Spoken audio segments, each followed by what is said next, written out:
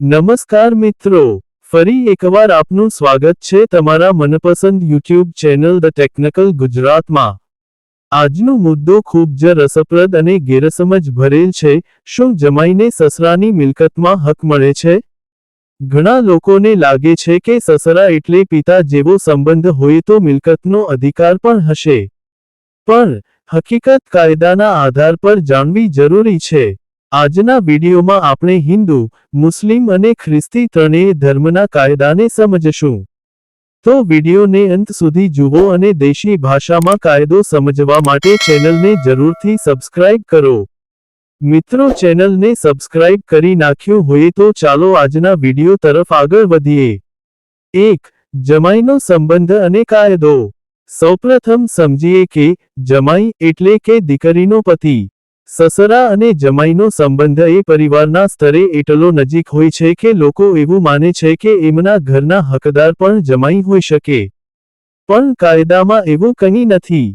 કાયદો દિલ નહીં, દસ્તાવેજ અને વારસાના આધાર પર ચાલે છે। 2. હિન્દુ વારસાગત કાયદો 1956 મુજબ શું કહે છે?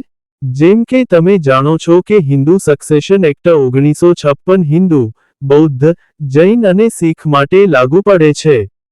આ કાયદામાં વારસાની યાદીમાં પુત્ર, પુત્રી, પત્ની, માતા વગેરે આવે છે, પરંતુ જમાઈનો કોઈ ઉલ્લેખ નથી।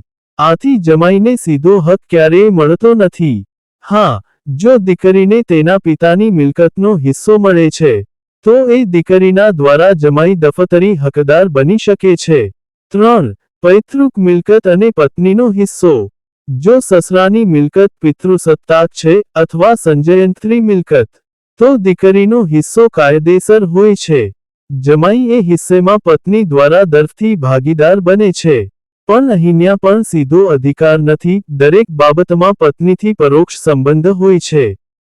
4. ગિફ્ટ અથવા વસિયતથી મળે છે હક। જો સસરા તેમના જમાઈને માલિકી આપવા માંગે, તો બે રીત છે। 1. વસિયત, જ્યાં સસરા સ્પષ્ટ લખે કે તેમના અવસાન બાદ તેમની મિલકતનો અમુક ભાગ જમાઈને મળશે। 2. ગિફ્ટ ડીડ, જીવતા વખતમાં રજીસ્ટર કરીને માલિકી આપી શકે। આ બંનેમાં સંપૂર્ણ અધિકાર મંજૂર થાય છે। 5. મુસ્લિમ કાયદા મુજબ શું છે? મુસ્લિમ ધર્મમાં વારસાગત કાયદો શરીયત મુજબ ચાલે છે। અહીં પણ જમાઈનો સીધો હક નથી। સસરા પોતાની ઈચ્છાથી 1/3 1/3 મિલકત જ વસિયત રૂપે આપી શકે છે। વધુ હિસ્સો આપવા માટે અન્ય વારસદારોની મંજૂરી જરૂરી પડે છે। 6. ખ્રિસ્તી કાયદા અનુસાર શું હોય છે? ખ્રિસ્તી કાયદામાં પણ જગ્યાએ જ છે। જમાઈને સીધો અધિકાર નથી। સસરા ઈચ્છે તો વસિયત કરી શકે છે, અથવા પત્ની દ્વારા દફતરી રીતે જમાઈ મિલકતનો લાભ લઈ શકે છે। 7. સારાંશ અને સલાહ।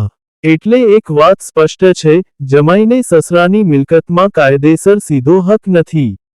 હક મળવો હોય તો પત્ની દ્વારા દફતરી હક, વસિયત ગિફ્ટ ડીડ દ્વારા સીધો હક, કાયદેસર દસ્તાવેજ હોવો જરૂરી છે। અને હંમેશા એવું માનવું કે સસરા બરાબર પિતા એટલે હક મળે, એ માત્ર ભાવનાત્મક વાત છે, કાયદાકીય નહીં। મિત્રો, આ વિડીયોને લાઈક કરો અને શેર કરો, કેમ કે આવી માહિતી દરેક ઘરમાં જાણવી જરૂરી છે। અને તમે પણ તમારા કિસ્સા માટે કાયદેસર સલાહ લેવી હોય, તો ક્વોલિફાઈડ વકીલની મદદ અવશ્ય લો। ચેનલ પર આવા કાયદાકીય અને જનહિતના વિડીયો માટે ધ ટેકનિકલ ગુજરાત ને સબસ્ક્રાઇબ કરો। મળીએ નવી માહિતી સાથે, તબલેલ, ધન્યવાદ।